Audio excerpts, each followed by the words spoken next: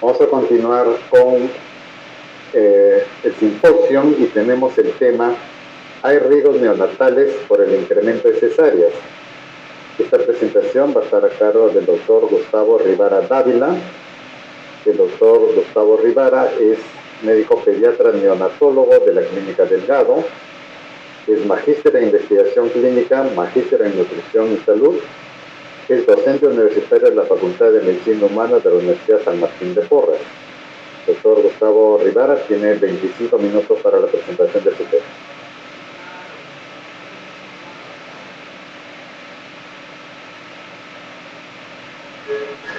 Doctor Gustavo, estamos en vivo, tiene la palabra. ¿Me escucha? Así es, doctor. Procedemos a compartir su pantalla. Perfecto, muchas gracias.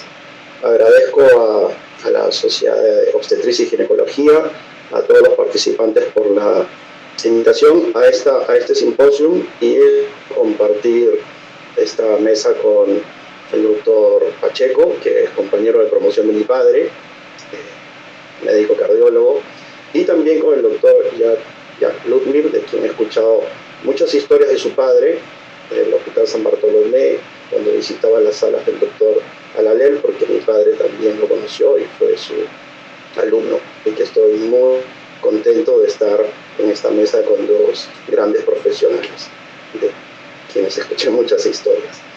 Pues bien, vamos a hablar ahora del otro lado de la historia, contada por los que estamos a cargo de los niños y en los años, particularmente 23 años trabajando con recién nacidos, o las consecuencias positivas o negativas de haber nacido por cesárea.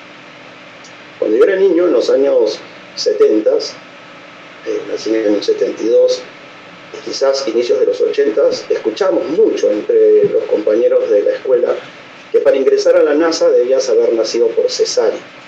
Aunque nunca quise ser astronauta, porque siempre tuve la vocación de ser médico, me intrigaba mucho y me hacía sentir mal por haber nacido de un parto vaginal en el año 72, porque sentía que estaba en desventaja, quizás porque daba mucho de que el parto vaginal generaba mucho trauma a los niños y que la cesárea era la gran salvadora. Entonces, durante esta presentación, quizás al final respondamos si es cierto. En los años 70, 60 era un requisito para ingresar a la NASA haber nacido cesárea. La presente exposición la he dividido en 4 ejes. El riesgo neonatal de nacer por cesárea, el número 1, si es que aumenta o no el distrés respiratorio en los niños, o sea, la taquina transitoria al recién nacido. ¿Cuál es el impacto sobre la microbiota intestinal neonatal? Si tiene un efecto sobre el éxito en la lactancia materna, y finalmente si hay diferencia o no del desarrollo cognitivo o de trastornos conductuales en los niños según la vía de parto. En las 2 presentaciones previas, sobre todo en el doctor Pacheco, ya escuchamos algunos datos sobre las complicaciones neonatales que vamos a abordar ahora. Entonces, en primer lugar, hablemos del riesgo del distrés respiratorio en los recién nacidos por cesárea versus aquellos que nacen por parto vaginal. Definitivamente, y ya se dijo, la cesárea ha traído reducción del riesgo de asfixia perinatal en nuestros pequeños.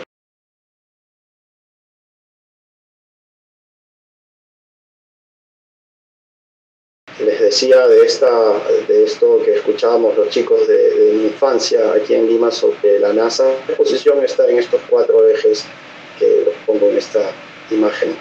Entonces, número 1, el riesgo de que los niños se respiren según la vía de parto. Les decía que la cesárea definitivamente redujo y reduce el riesgo de asfixia perinatal, de trauma obstétrico, de acción del meconio, entre otras complicaciones neonatales, y que la cesárea salva vidas, sobre todo cuando... En algunos casos los neonatólogos vemos un aumento de distrés respiratorio llamada la taquipnea transitoria. La taquipnea transitoria es aquel cuadro clínico en que se han excluido otras causas de distrés como la enfermedad de membrana hialina, síndrome de aspiración meconial, enfermedades cardíacas congénitas, o disturbios metabólicos, y los niños presentan característicamente una frecuencia respiratoria alta por encima de 60 por minuto. Es una taquipnea constante de las 12 horas que se inicia al nacer y que tiene una radiografía clásica con reforzamiento de la trama bronquial e hiperinsuflación. Entonces, esta patología respiratoria, tenemos los neonatos también como pulmón, la presencia de líquido pulmonar, definitivamente se presenta con mayor frecuencia en los niños nacidos por cesárea. Y en la absorción de este líquido pulmonar juegan un rol importantísimo las catecolaminas, que son producto de la labor de parto y también para la disminución de la producción de líquido pulmonar, no solamente para la absorción, sino también para que se deje de producir. Al igual que la epinefrina, la arginina, vasopresina, cortisol, aldosterona, que son hormonas de origen adrenal. Hasta el año 48 del siglo pasado, en Francia, no se tenía claro el origen de este líquido que estaba en el pulmón. Se pensaba que ingresaba por la vía oral o por la nariz hacia el pulmón, y es recién en este año que se entiende que el líquido pulmonar proviene directamente del pulmón y que es producido por las células pulmonares, por el epitelio. Y este líquido pulmonar tiene funciones importantes como prevenir el colapso pulmonar y intrauterina y promover el crecimiento de los pulmones de fetos desde la semana de gestación. Muchísimo. El epitelio pulmonar produce unos medio litro por día. Feto al fin de gestación puede tener 30 mililitros por kilo, que si pensaste kilos y medio, hablamos de 100 mililitros de líquido pulmonar a una velocidad de producción bastante alta, 5 mililitros por kilo por hora. Significa que hay bastante agua, es agua con electrolitos en el pulmón del niño, que no harían compatible la ventilación una vez nacido, si es que el pulmón está lleno de líquido. Este líquido pulmonar proviene del 10% del volumen ventricular y sirve para la producción del pulmonar y del surfactante.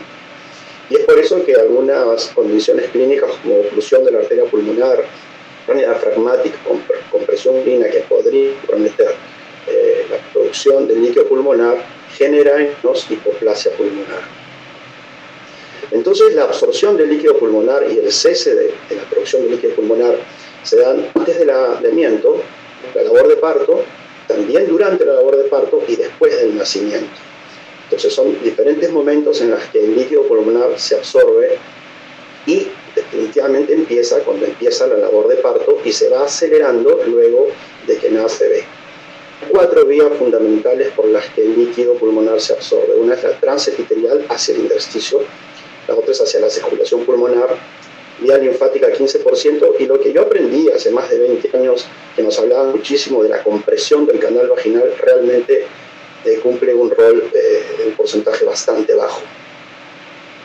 Entonces, en esta imagen del profesor Bancalá podemos ver en la parte superior el alveolo, que es potencialmente aéreo una vez que se nace, donde está el líquido pulmonar generando esta presión para evitar el colapso y para fomentar el crecimiento pulmonar.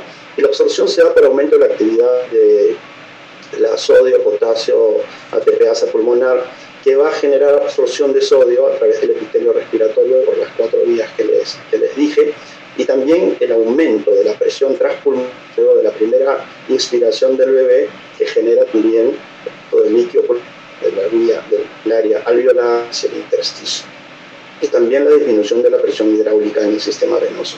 Significa que el líquido pulmonar se va durante la labor de parto, durante el parto, en menor proporción por la compresión vaginal, y después del parto se sigue absorbiendo el líquido pulmonar.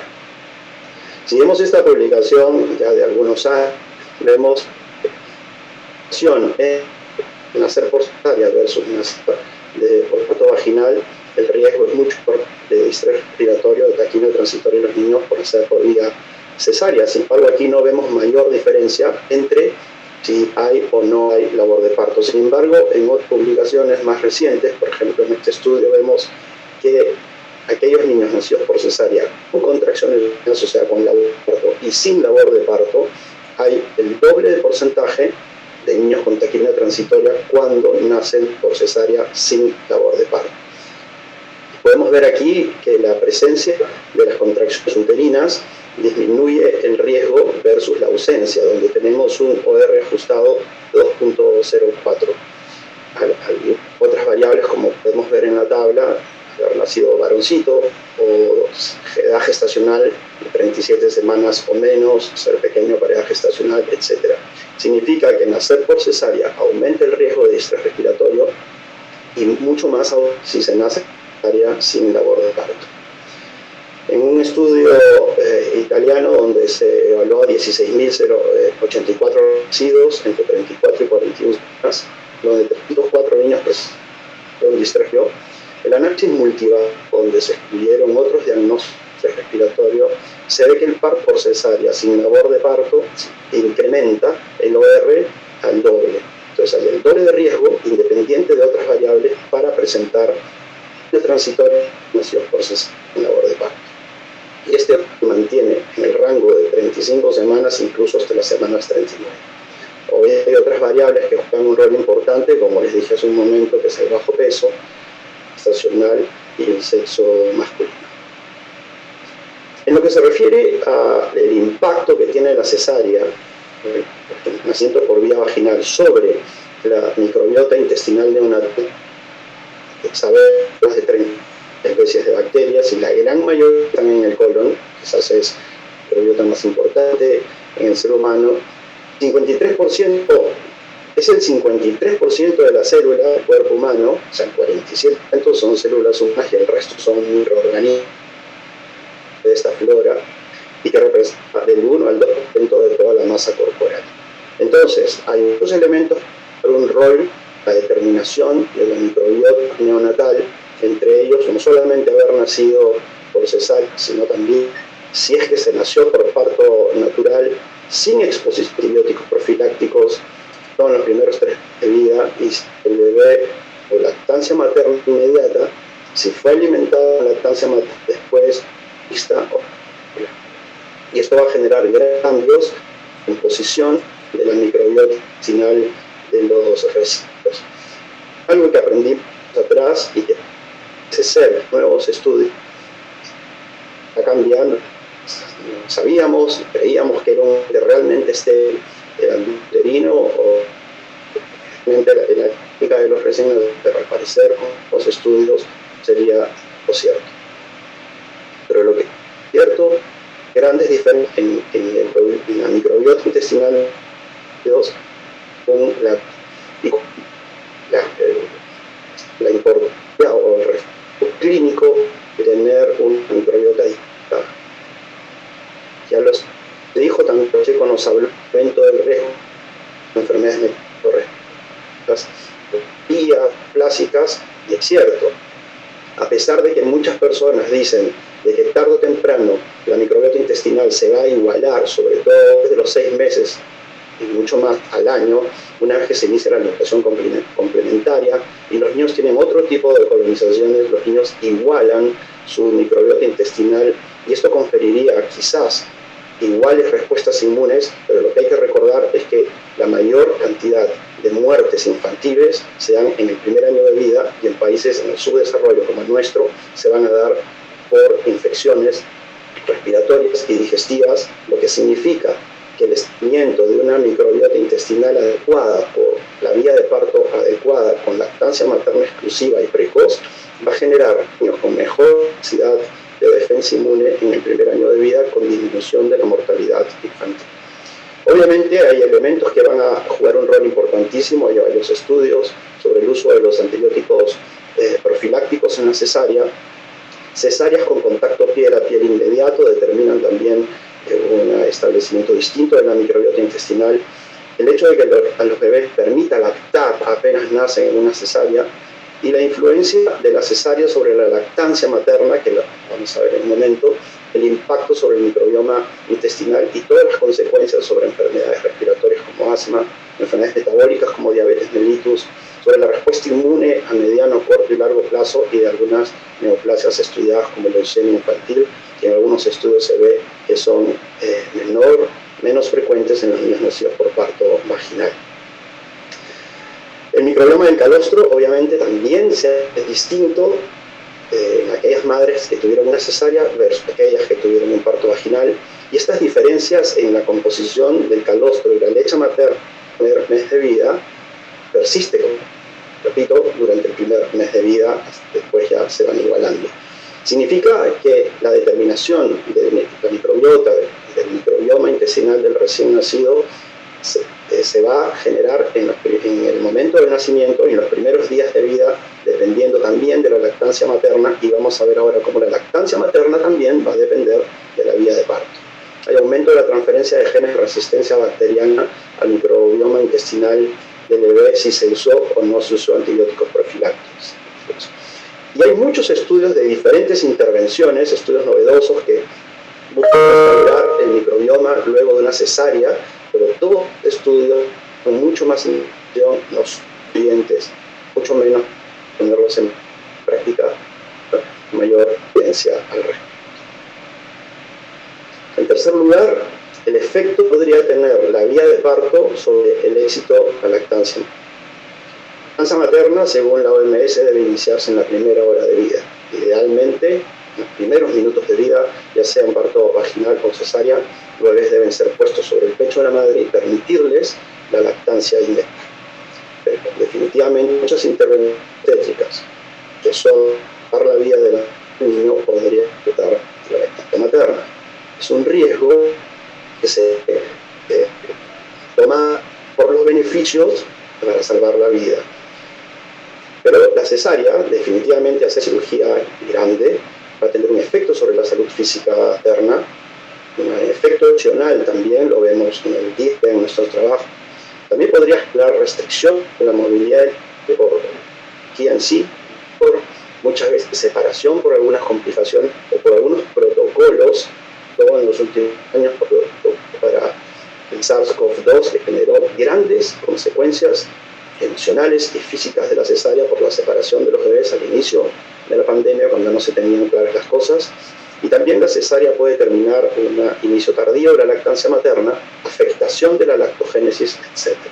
Entonces, el incremento progresivo de cesáreas puede determinar una influencia negativa sobre el éxito en la lactancia materna. Hay un estudio que se hizo en los países africanos de Sub-Sahara, donde vemos el índice de cesáreas en los diferentes países. Vemos que el país con mayor índice de cesáreas es Sudáfrica, por punto 3. Y vemos aquí también como dices en el estudio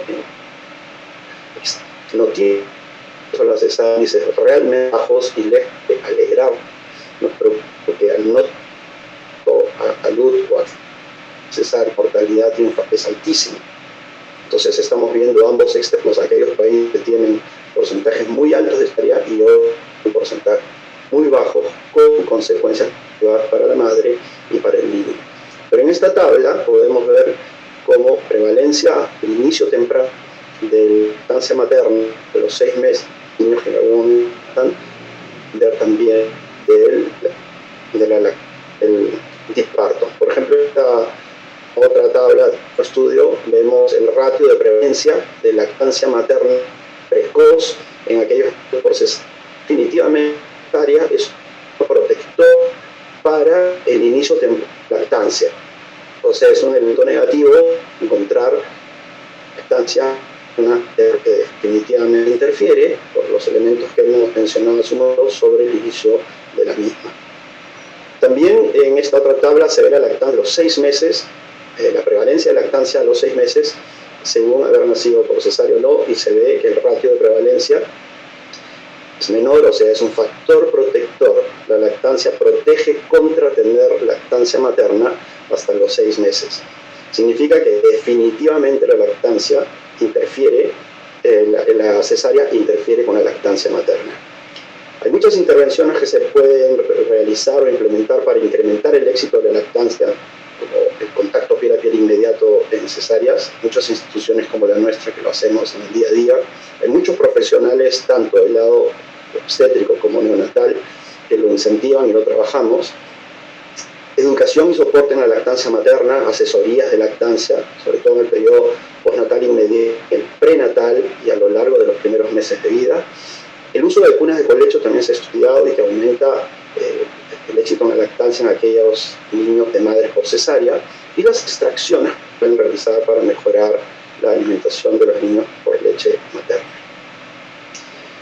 Muchas intervenciones relacionadas con el soporte físico y emocional o psicológico para el inicio de la lactancia materna y el mantenimiento de la lactancia materna inmediatamente luego del nacimiento, asesorías por profesionales con certificación internacional en lactancia materna, pero fundamentalmente rehumanizar algo que siempre fue humano y que nunca debió de serlo, y por eso me parece absurdo cuando hablamos de rehumanizar algo que nace de la medicina humana, pero rehumanizar la atención del parto, no solamente el de cesárea, sino también el parto vaginal, para lograr mayores éxitos de lactancia y mayor salud emocional de la madre, de su bebé y de las familias.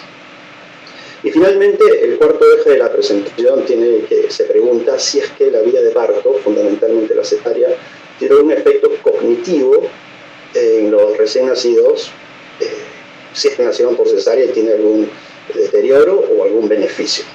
¿Existe relación entre cesárea y el trastorno del espectro autista? ¿O si tiene alguna relación con el trastorno de déficit de atención e hiperactividad?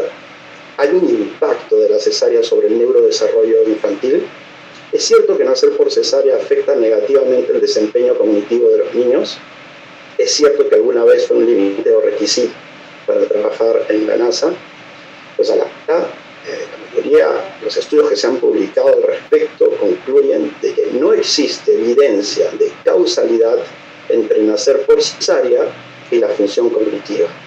Lo que sí podría darse es una cesárea no indicada en el momento adecuado y que por obstétricos niños con deterioro cognitivo por trauma, ya sea consecuencia de una hemorragia cerebral por consecuencia del trauma, etc. Pero la cesárea per se no tiene causalidad para tener compromiso del desarrollo cognitivo de los niños. Urren y colaboradores en el año 2016 concluyeron que no existe asociación entre cesárea y trastorno del espectro autista, ni del trastorno de déficit de atención e hiperactividad en los niños. Obviamente existe aún mucho por investigar, sobre todo sobre diversas variables intervinientes, ya que hablar del desarrollo conductual, del desarrollo cognitivo, emocional de los niños, obedece a múltiples factores y múltiples variables, por lo que la vía de parto solamente o el tipo de lactancia solamente no definen ni la inteligencia ni el desarrollo de diferente índole de los niños, pero sí son variables a considerar y debe lograrse los diagnósticos adecuados para su indicación. Finalmente les cuento que los requisitos para trabajar en la NASA son los que pueden ver ahí: ser ciudadano estadounidense, tener una maestría en ingeniería en ciencias biológicas o físicas, tener al menos 2 años de experiencia profesional obtenida luego de completar el título, 1000 horas de vuelo como piloto de un avión de reacción y ser capaz de aprobar el examen físico de astronauta de la NASA. Y en ningún lado he encontrado en las páginas de la NASA y similares de que nacer por cesárea sea un requisito. Sí hubo algún tipo de restricción en los años 60 cuando estaban en la carrera espacial, y la restricción era más que todo étnica. Y hay una muy linda película del año 2017 donde pueden ver que la raza significó que unas genialidades no tuvieran protagonismo, pero sí participación en el éxito de las campañas aeroespaciales. Finalmente, el porcentaje ideal de cesáreas ya se dijo, lo compartió el doctor Pacheco, está alrededor del 10%, quizás 10-15%, lo que logra realmente disminuir la mortalidad de la madre y del bebé, y porcentajes mayores son innecesarios. Muchas gracias. Muchas gracias, doctor Gustavo Rivara, por la presentación. Nos ha aclarado también muchos conceptos respecto de las consecuencias que puede tener el recién nacido en la indicación de un parto por cesárea. Como bien vemos, generalmente la cesárea está dada cuando existen complicaciones obstétricas que ameritan que el término del embarazo sea vía abdominal.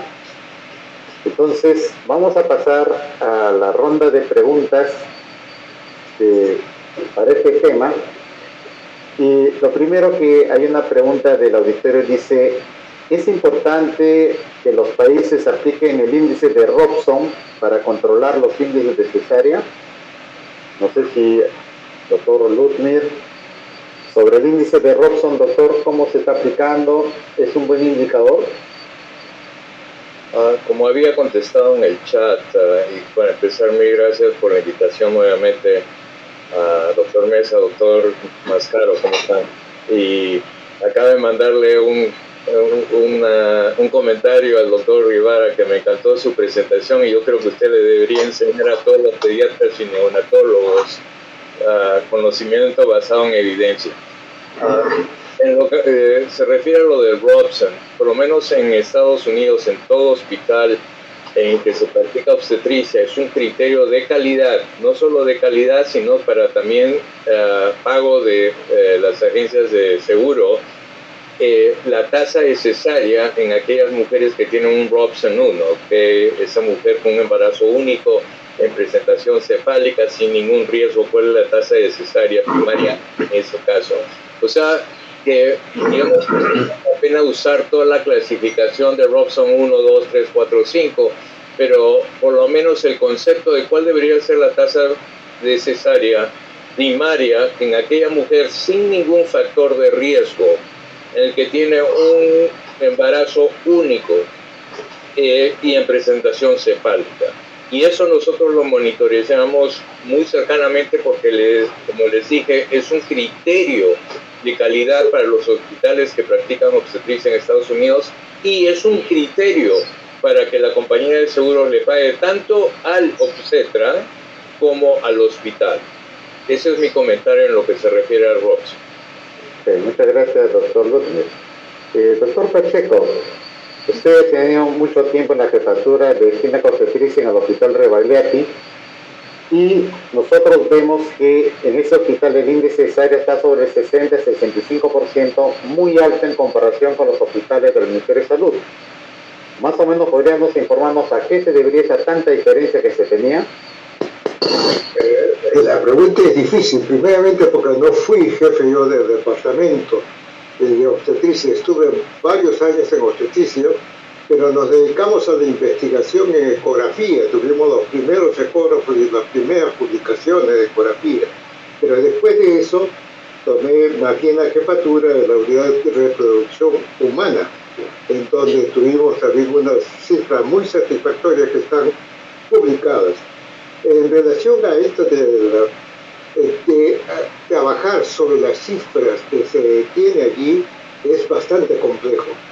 Uno de los problemas que existen más en la seguridad social que en la práctica del Ministerio de Salud, los hospitales del Ministerio, es la cuestión de los conflictos judiciales. Hay muchos problemas con la cuestión de que si hay algún trastorno en la madre o en el bebé, entonces el obstetra es enjuiciado. Y bueno, vienen todos los problemas relativos, ¿no? Como tal, el médico muchas veces, para tomar la decisión, va por lo que pudiera resultar mejor, y en principio entonces se hace la cesárea. Eso lo puedo decir yo indirectamente porque es lo que yo vi.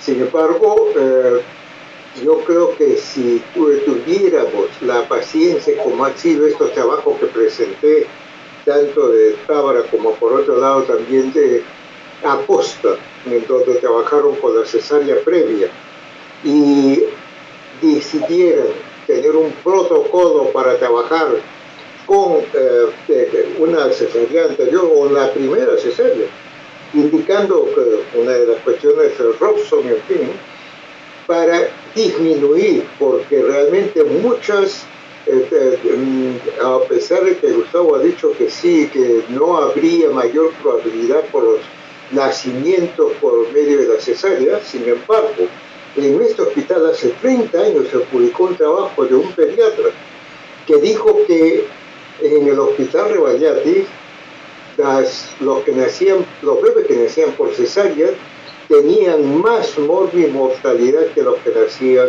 por parto vaginal. Y efectivamente esto ha sido reconocido en muchos trabajos que he leído internacionales, ¿no? Y de figuras reconocidas. Entonces, en ese sentido, sí valdría la pena tomar un poco más de cuidado y viendo todos estos efectos maternos que estamos viendo, que efectivamente el Ismocele, la cuestión del acretismo placentario que después lleva a serios problemas, como también lo he presentado aquí en nuestra experiencia peruana, y terminan pues en cesáreas de esterectomía, problemas de hemorragia y hasta la muerte. Entonces sí deberíamos tener programas ya dirigidos para que se disminuya el número, pero por las cesáreas injustificadas, no por todas cesáreas, sino por las cesáreas que realmente se podría esperar un parto vaginal espontáneo. Gracias.